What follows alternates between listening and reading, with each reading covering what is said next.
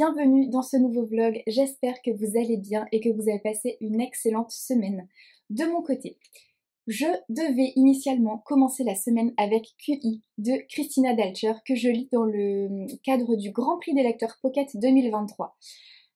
Ça c'est ce qui était prévu à la base, mais j'ai revu ma copie, je l'ai mis de côté, je ne l'ai pas commencé parce que cette semaine sortent ces deux romans, le 4 janvier, Sous un ciel de faïence de Céline Laurens et 10 ans, noces de sang de Alice Finet.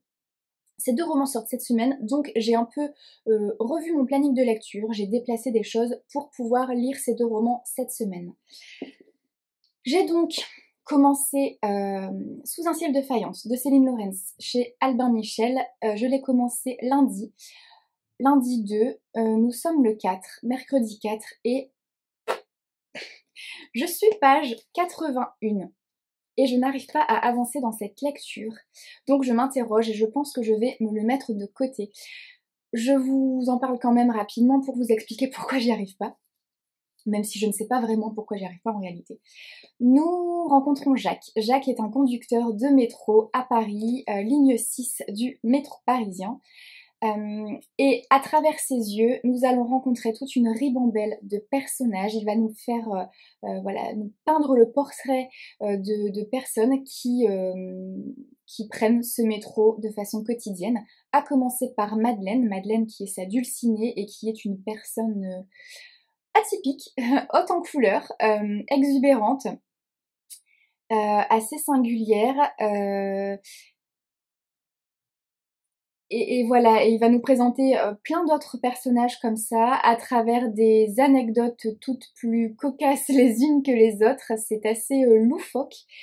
Sur le papier, ça peut être très sympa. Paris, c'est une ville que j'aime beaucoup, j'adore y aller et j'y vais de façon régulière. Il y a une période où j'y allais très souvent. Aujourd'hui, j'y vais quand même de façon assez régulière et quasiment une fois par mois, j'essaye d'y descendre.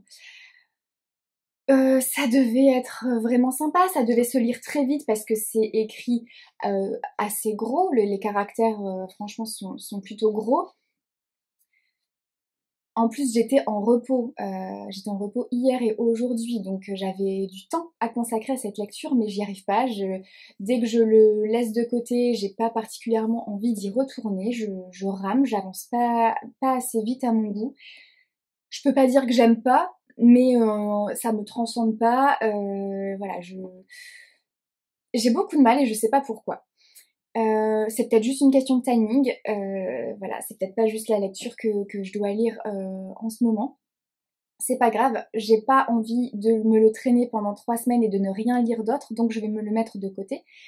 Mais n'hésitez pas à me dire, vous, si vous l'avez lu, ce que vous en avez pensé. Est-ce que c'est juste que 80 pages c'est pas suffisant et qu'il se passe un truc à un moment donné, peu après, pour avoir un espèce de déclic et avancer plus rapidement, je sais pas. N'hésitez pas à me dire si jamais vous l'avez lu, ce que vous en avez pensé. Moi, je me le mets de côté et je vais aller attaquer celui-là. En attendant, j'ai reçu un roman. Je sais ce que c'est parce que ça nous vient des éditions Archipel.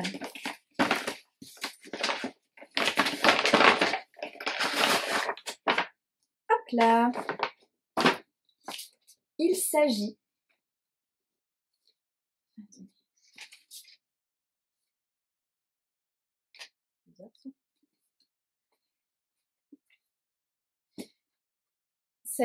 bon, bref. Alors, il s'agit de Motus et Cœur cousu de Léa Vollen. Et je me dis c'est bizarre, il y a un truc comme ça en plus. Non, en fait c'est juste c'est un livre avec des rabats comme ça là. Et le rabat avant, il semblerait qu'il soit là. Voilà. Ok, super. Bon, soit. Il s'est cassé. C'est pas grave. C'est un roman de la collection Instant suspendu de chez aux éditions L'Archipel. Il sort le 19 janvier. Il est dans mon planning de lecture très bientôt, fin de semaine prochaine je pense. Je m'y suis remise là, je me suis dit début d'année 2023, je me refais un planning de lecture bien carré pour pouvoir avancer et être sûre de, voilà, de pouvoir pas laisser traîner des services presse pendant trop longtemps. Je m'y suis remise de façon rigoureuse et donc celui-ci est prévu pour la fin de semaine prochaine. Je vous lis la 4e de couverture. Ah oui, décidément, même là, le rabat est complètement... il est sur le point de se détacher aussi. Bah alors, que se passe-t-il? Bizarre. Bref. Après le décès de ses parents, Marjorie, unique héritière, pose ses valises dans la maison familiale. Dans la rue du cimetière, l'emménagement de cette jeune mère de famille et de sa fille adolescente ne passe pas inaperçu. D'autant que 17 ans plus tôt, son départ précipité du village, suivi de la disparition de sa sœur, avait fait grand bruit. Puis plus rien, le silence absolu. Difficile alors de revenir sans attirer les regards curieux, notamment celui de Marcel, leur voisin acariâtre. Alors que Marjorie imagine une vie paisible, un mystérieux arrangement du passé refait surface. Mais est-il vraiment possible de cacher un trop lourd secret? Voilà. Je vais vous en reparler très vite donc. Il fait 384 pages. Je vous laisse, je vous retrouve un peu plus tard dans la semaine. Coucou, je reviens pour vous parler de 2 ouvrages que j'ai lus. Le roman 10 ans, noces de sang de Alice Finney que j'ai beaucoup aimé et dont je vais vous reparler juste après. Et ce roman graphique, on l'a trouvé plutôt joli, de Joël Alessandra, qui est une adaptation du roman du même nom de Michel Bussy. C'est un merveilleux roman graphique sur le thème de l'immigration. Il est très bien fait.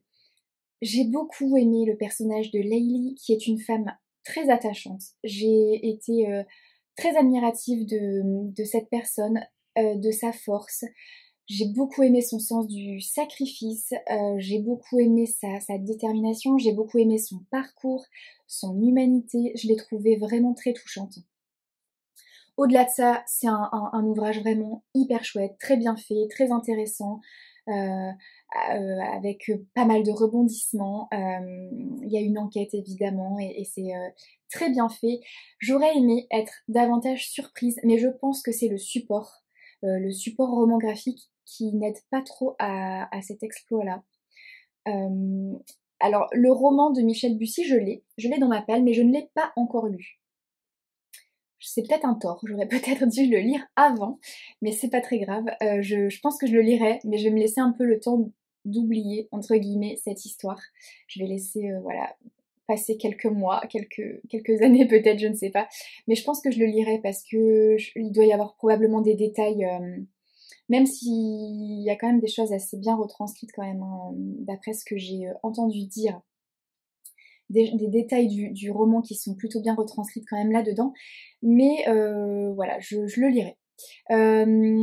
Sinon, les illustrations sont hyper chouettes. Ce sont des illustrations à l'aquarelle que j'ai trouvées assez sympas. Il y a beaucoup de flashbacks et les pages de flashbacks comme ça sont couleur sépia. J'ai trouvé ça très bien parce qu'au moins ça permet vraiment de repérer un peu les moments comme ça du passé. Voilà, tac. Je vais vous mettre des petites vidéos des planches d'illustration pour vous donner une idée. Mais franchement, j'ai trouvé ça vraiment bien fait. C'est bien réalisé. Bravo à Joël Alessandra pour cette adaptation. Voilà. N'hésitez pas à le découvrir.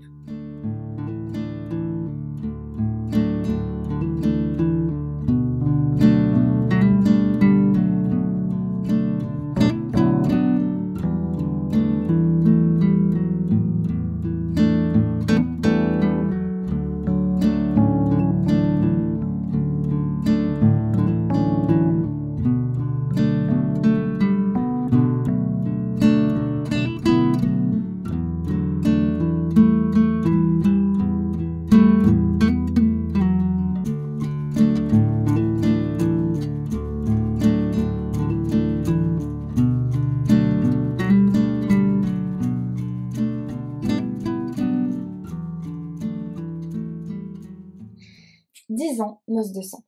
Alice Finney. C'est un thriller chez Hauteville Suspense. Alors du suspense, ça on en a à l'appel dans ce roman. C'est vraiment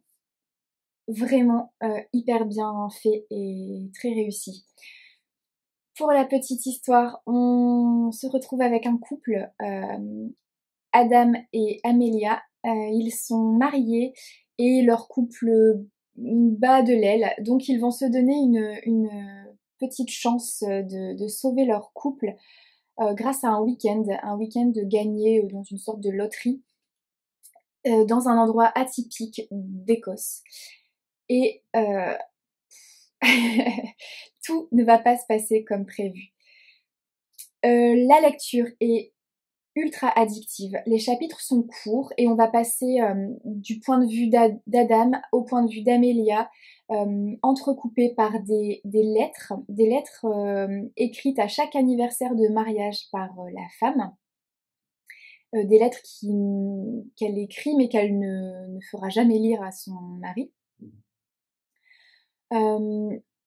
Et il y a aussi un personnage, une troisième personne qui intervient comme ça par petits chapitres dans ce roman. Ça se passe dans une ambiance assez oppressante, assez pesante, un peu angoissante. Il y a beaucoup de mensonges, de non-dits, de secrets, du coup forcément pas mal de révélations. J'ai trouvé ça hyper bien fait. Ça tient vraiment le lecteur en haleine, ça se lit très vite. Alors il y a 400 pages, à peu près, un peu moins de 400 pages, il y a 380 pages, et j'ai lu ça en 2 jours, en sachant que je bossais, c'était 2 jours de boulot. Alors en temps normal, sur des jours où je bosse, je lis 100 pages par jour max. Là, pour lire 400 pages en 2 jours, alors que je travaillais, c'est que vraiment c'était addictif. Je ne peux que vous le conseiller. Alors, je viens de voir bientôt adapté en série sur Netflix. Ça peut être hyper chouette. Ça peut vraiment être hyper chouette. L'intrigue est super chouette et il y a vraiment beaucoup de suspense. Et le dénouement, je m'y attendais pas. Mais vraiment pas. J'ai été surprise. Et voilà, Paris gagné pour Alice Finney. C'était hyper cool.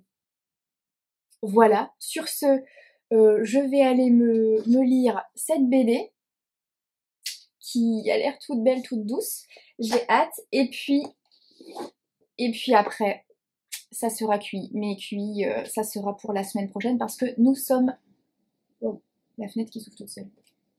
Nous sommes vendredi, donc voilà, je vous en parlerai la semaine prochaine.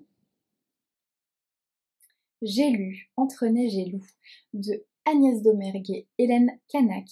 C'est un album jeunesse d'une infinie douceur et d'une poésie. C'est magnifique, j'ai beaucoup aimé. Ça met en scène Lila, une petite fille absolument adorable qui vit cloîtrée chez elle parce que son papa lui a construit une sorte de cocon pour la protéger du monde extérieur, pour la protéger des démons, et elle n'a pas le droit de sortir. Sauf qu'un beau jour, son père ne rentre pas et donc elle va affronter ses peurs et elle va sortir de chez elle pour partir le rechercher.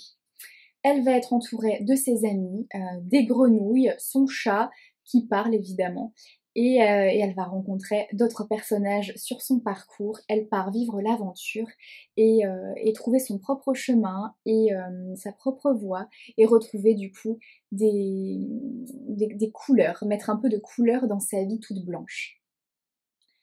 C'est hyper beau, l'histoire est toute mignonne, c'est rempli de tendresse et les illustrations sont d'une beauté, c'est une merveille. C'est hyper délicat, hyper fin, la colorisation est magnifique. Je vous mettrai quelques petits plans des illustrations juste après. C'est un joli conte rempli de féerie, dans une ambiance et un univers un peu onirique. J'ai beaucoup aimé. J'ai trouvé ça hyper chou et je pense que ça peut ravir aussi bien les petits que les grands. Il y a aussi quelques petites bribes d'humour que les enfants, voilà, ça va plus faire sourire en fait dans certaines façons d'écrire, etc. Ça fera sourire les parents, les enfants ne se rendront pas forcément compte de l'humour glissé, mais j'ai trouvé ça vraiment très chouette, c'est très beau. C'est un très bel album avec un joli message. Euh, je ne peux que vous le recommander. Et je sais qu'il y en a d'autres de cette illustratrice parce que je l'avais acheté il y a pas longtemps au salon jeunesse de Montreuil avec j'y étais avec Louise et Angie et Angie en avait acheté un qui n'était pas du tout dans cette ambiance là, c'était un renard je crois qu'elle avait acheté et ça avait les illustrations avaient l'air divines aussi. Donc je pense que un de ces quatre, je me procurerai celui-là aussi parce que vraiment magnifique. Voilà, sur ce, nous sommes samedi, je vais vous laisser. Je vais me commencer ça demain parce qu'aujourd'hui je vais travailler. Donc demain matin, je vais commencer QI et je vous en reparlerai donc la semaine prochaine. Je vous souhaite une très très belle semaine, plein de jolies choses. Prenez soin de vous et à la semaine prochaine.